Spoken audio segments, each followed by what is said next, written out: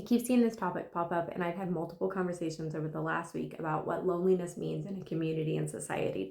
There was a time where my circle was really big and I had a lot of friends, like dozens and dozens of friends, like always had something going on, always planning the next party and get together. And then a time came where I experienced like real hurt, like real shockingly core soul sucking hurt. And over time, I started to pull myself back from friendships and relationships of things where I would be in a vulnerable situation where I could like get my feelings hurt again. I just over time just stopped attempting to. Then I found social media. And so I self-isolated even harder because on the online virtual world, like my feelings are going to get hurt. Like sure, there's keyboard warriors out there that are going to like talk crap and say all of the things, but physically, mentally, emotionally, they cannot hurt me. I don't know them. I don't have a relationship with them. It's not going to bother me. And over time, I self isolated even harder and even longer. And I just became content with myself, thinking, like, I don't need anybody in the world.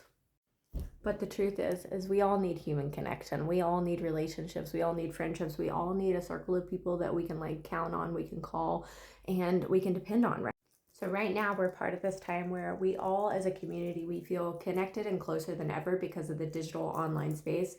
But inside and in our souls, we are further from connection and community than ever before. There seems to be an epidemic and a pattern of people that are in the digital and online space, like having more online friends than real life friends, like and support from online friends versus like real life friends. Let me give you an example. When I started my creator journey, I remember I had real life friends just completely like unfollow me, block me from social media, and just like dismiss, like people I knew in real life did not support my journey and my content creation and what I was doing.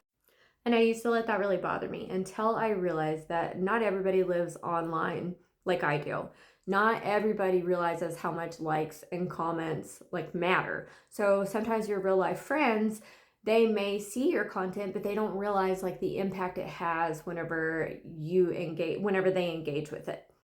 I also feel like it's a misunderstanding sometimes of like the bigger creators that have tons of likes and follows and things like that. Their real life circle thinks, oh, well, they've got this. They've got online support. They don't need my like, comment, and share. But that's further from the truth. Remember, to show up for your people and show up for your tribe. And I'm not going to be one of those girls like it's online and it's like, oh my gosh, why do these people not like and share my comment? Like I'm past that. Okay. Like it used to bother me in the beginning, but now again, like I just don't care. Like I understand that everybody has lives and not everything is about me. And if they choose not to support and like and follow and comment on my stuff, that's on them. Like I can't fix that, right?